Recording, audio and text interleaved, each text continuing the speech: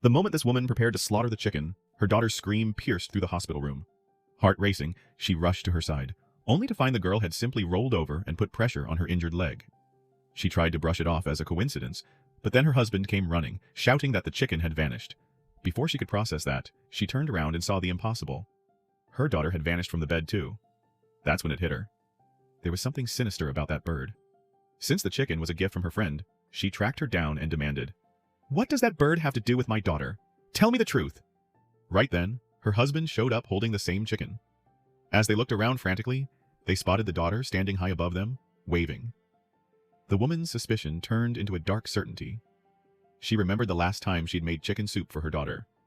Back then, when she brought the soup to the room, she found her daughter's body mutilated in the exact same way she had butchered the chicken. Her husband and friend burst in, screaming, "Song Lan, why did you kill Ling Ling?" Despite her pleas of innocence, the CCTV footage showed her committing the crime. She was arrested, lost her mind in an asylum, and eventually ended it all by jumping off the hospital roof. But then, the world reset. She woke up back on the day her friend first brought the chicken. Haunted by the memories of her past life, she vowed to save her daughter and find the real killer. She was convinced the mystery started with that bird. To test her theory, she recreated the initial events, and everything happened exactly as before. She hired a private investigator and confronted her daughter, asking where she had disappeared to. The girl claimed she was playing hide and seek, but there was nowhere to hide in that sterile hospital room. This time, things seemed different. Her husband slaughtered the chicken, and the daughter remained unharmed. Relieved, the woman took the meat to make soup, while her daughter went to sleep, and her husband left to pick up some reports. She convinced herself that because the timeline had shifted, her daughter was safe. But when she went to wake the girl for her soup, the nightmare repeated. The same horrific scene was waiting for her.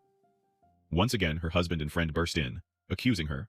"Song Lan, you killed Ling Ling?" She was reeling. Why was she being framed for the same murder again? Suddenly, a memory from her previous life clicked, and she realized her husband and friend were the ones behind this.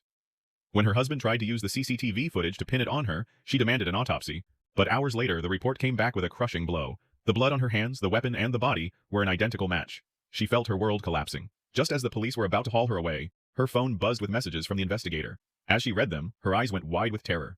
She screamed, "I get it! I finally understand everything!" And then,